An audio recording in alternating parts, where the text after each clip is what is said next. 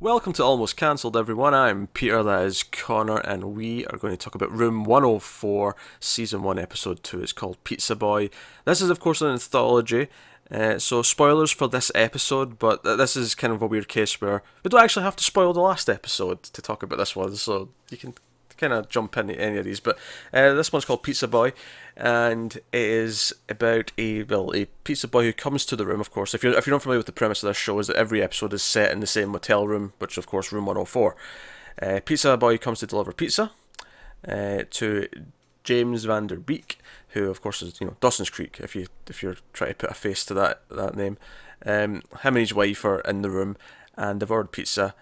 And he's acting kind of weird, and he's not getting any money. I mean, he's been friendly, but there's kind of like a weird undertone to it. And he goes to leave to get money from the ATM, and it leaves the pizza boy alone with the wife. And she is also acting weird, but in a more, I'd say, almost seductive, but kind of just in an off way where like the innuendo could almost just be taken as the serious, straight sentences.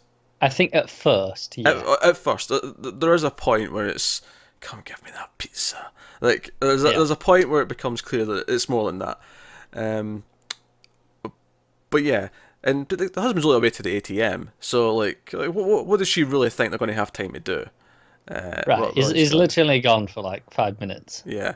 But that's the situation, and then of course from there it escalates, and she ends up leaving in a angry rage when the husband gets back because he interrupted what might have been some sex activity, and then he's confused, but then he gets a whiff of what might have happened, and he's convinced that something actually did happen. In fact, the funniest line of the episode for me was, "How many times did you have sex with my wife?" And I'm like, "You were gone for 5 minutes." Like, Yeah, no, it was great.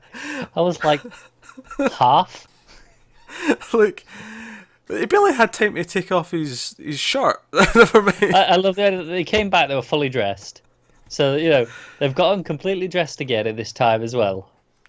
I like the idea that because there was a line later on where it almost sounded like they'd just get married, like this was their honeymoon, because he was in like a sort of tux, he had like a bow tie on, Yeah. and it almost sounded like they'd just get married, and I don't know if they actually had, but I like to think that they hadn't had sex yet, and the husband here had never had sex. He saved himself from marriage, right? This was going to be his first time, and the only experience with sex he's ever had is he'd seen the opening scene to Halloween, where the sexual activity starts and finishes within about 90 seconds.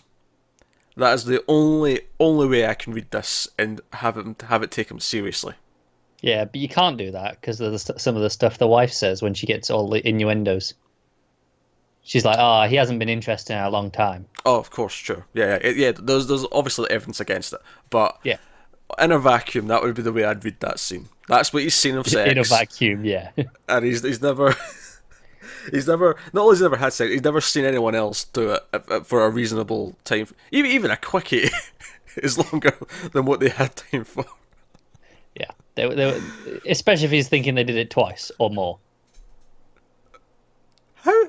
What man on the planet can perform again in that short a time frame? I don't know. It's a physical impossibility. It's just not possible. No. I have seen more realistic plots on Star Trek or like I don't know, pick a fantasy show. I mean, yeah. Oh dear. But no, that line really cracked me up. He was so convinced. He was so convinced that it was at least once, possibly more. That he kept bringing it back. He kept going, "Tell me how many times. Give me a number. I want the number." He's like, "None, none." It was cracking me up. So yeah, he ends up like he gets kind of threatening. Then he ties him on the bed with the phone cords, and then she comes back and they start fighting in front of him until they eventually seem to have angry sex together, and then it fades to black, and then we get to the reveal, which I'll save. I'll save the reveal for when we actually are finished talking about the rest, because I want to talk about the thoughts and feelings during the main portion of the episode.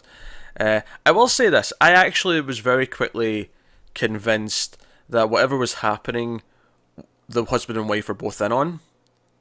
Yeah. It was too convenient, wasn't it? Right from the start, when like the pizza boy is like sort of noticing off, the bathroom, which I like that again. The bathroom was used as the hidden area. Like it was once Yeah. again that was just the sort of thematic thing. But right away, he sees her standing there, and then she takes her dress off, and he sees her topless, and the husband comes into frame. He's like, "Oh, I found the wallet." Like right from there, I'm like, "Okay, I've got a feeling whatever this is going to go, they're both in on this, and they're messing with him." Yeah, especially when they start leaving the rooms, like at opposite times. Yeah. So like when one comes back, the other one goes, and it's like, oh, okay, they're definitely in this together. So at first I was either thinking messing with him, or they're like perverts who like to be watched, and especially when it got later on and started having sex. Yeah. Like I was really thinking, okay, they are doing this because they want to be watched by a stranger. Like this is their fetish or whatever. And that's not exactly what ended up. Like I could never have predicted what did end up happening. I don't think, No, probably not. but certainly part of that's right. Like it is to do with fetish and voyeurism. Yeah. They're just not necessarily. I mean, they might be into it as well, but it's obviously it's not purely for their enjoyment. Once we get to the Yeah, end, it's not quite. You were close, but not quite. But one thing I really noticed right from the start of the episode is that the room is lit completely differently from the last episode. Yeah, immediately gives it a different tone, doesn't it? Lots of colours. The bathroom's bright red, like the colour, the light. There's a lot of blue coming in from the window, so it's a lot more moody. It feels a lot more like I guess more like a seedy like Vegas hotel room kind of thing. Yeah, yeah, that's a good analogy. And because of that, maybe it adds to the sexual themes of what's going on and the kind of the pervertedness of it all. But that was kind of it. I did notice the music. There was a lot of similar themes to the last episode. Oh, was there? Yeah, there was a couple that might have been even the same piece at one point, but very similar themes in them. I noticed the opening theme played at some point during the episode as well. So certainly they're using some of the music running throughout. Yeah.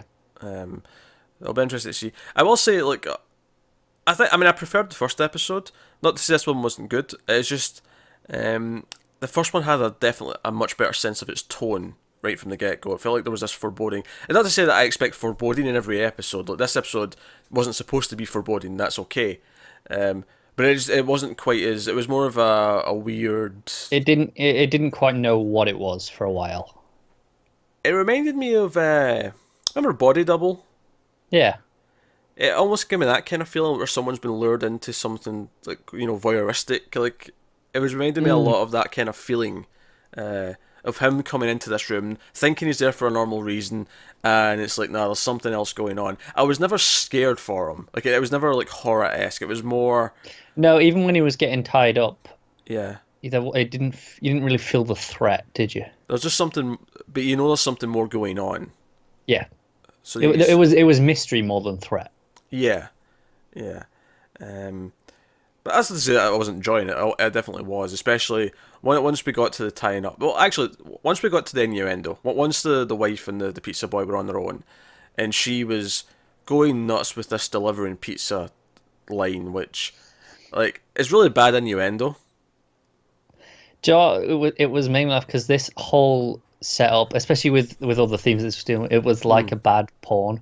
It really it was exact. I was thinking the exact same thing. It was when she started saying, "Oh, do you ever deliver pizza to a woman like me?" And I'm like, "This is like bad porn writing, but intentionally like, so." Have you ever delivered a pizza before? Yeah. Like, he was like, yeah, lots of times.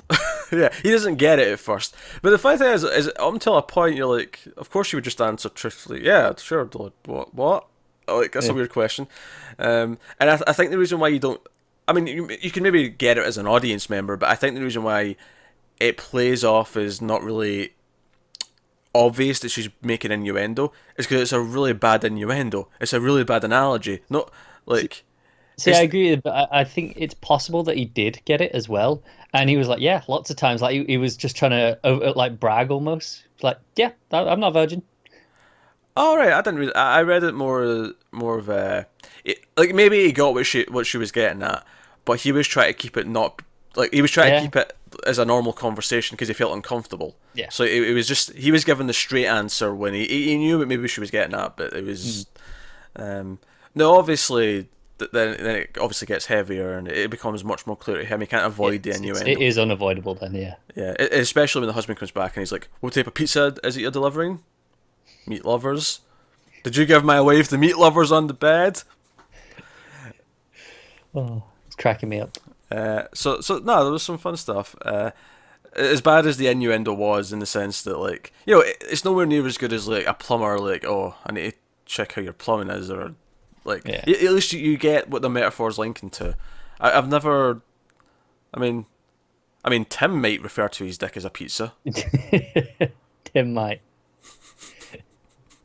He just might. Oh man, I wonder. Do you think Tim makes the missus like put on a pizza deliverer outfit and like deliver pizza at the door because it's his like ultimate fetish? He's done it at least once. If you're unfamiliar with who we're talking about here, Tim, who does the horror movie reviews with me on streams on the channel, he is known for two things: the fact that he loves goats and that he loves pizza. Pizza's his favourite food. So just so To an unhealthy amount. unhealthy amount, yeah. So if you're wondering why we're making some weird pizza joke with Tim, that's why. I'll inform him of this later. I want an answer to my question. But so that's the bulk of the episode, and then eventually she comes back in, and she doesn't help him either. She then starts talking like they did have sex. Like she's like, "Oh, what? I thought it was Why did you special." tell him? Yeah, what we had was special. It was between us, and I'm like, okay. And again, I'm still thinking, okay, they're both in this. Whatever they're doing it to either wind him up or they're going to get off on this because they're. Yeah. And then they start having the angry sex, and they start saying, watch us," and we're like, okay, right, okay. And I was, I'm right, clearly I'm right. Then it fades to black, and we come up, and we see a hand put on a watch, and we're like, okay, so it's the husband. That's what it feels like. And then he turns round, and it's the pizza boy in a suit, drinking his brandy or whatever he's throwing back, and he's like telling, and they're both sitting in the bed in like their dressing gowns, just kind of like, and it's like feedback. It's like, okay, you did okay. Although you kind of changed character halfway through, husband, because you started off kind of this friendly guy, and then you turned into this like cowboy thing, like, while I was on the bed, like, he's criticising. He's like, and yeah, you did really good. You maybe show me your boobs too early though. Like our clients, like you have to withhold, like tease them with it, withhold, save them. He was quick to tell her that her tits were phenomenal. He did say that, yes. He compared them to the Mona Lisa. Yes. I actually kind of liked her response to that. She just kind of like very sort of nervously went, "Thank you." Yeah. It's like, I feel like, I mean, what is the polite way of complimenting one's breasts? I think comparing it to the Mona Lisa is pretty polite. It's fairly polite. I feel like no matter how you do it, it feels sleazy. There's no way to compliment It breasts does, without. I mean, that's not bad, is it? It's not bad. Like if you're going to do it, comparing them to Mona Lisa is pretty good. But it was just the way she went, "Thank you." Like, Yeah. it was just such a polite response. But no, so And I have to say the episode improved for me once I got this reveal here, but because it was like, oh, those bad innuendos were awful porn innuendos. That's what they were meant to be. yeah, they're putting on an act because the idea is that the pizza boy, he was acting the entire time, and perhaps like when you go back and watch it again, maybe the reason why it might not hold up is that he's maybe doing too good a job of looking like terrified or concerned or worried about things. Yeah. Maybe he's doing that too well.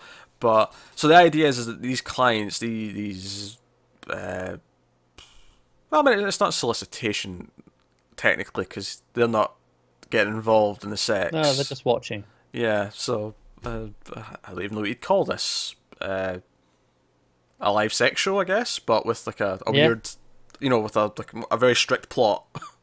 Yeah. A live porno.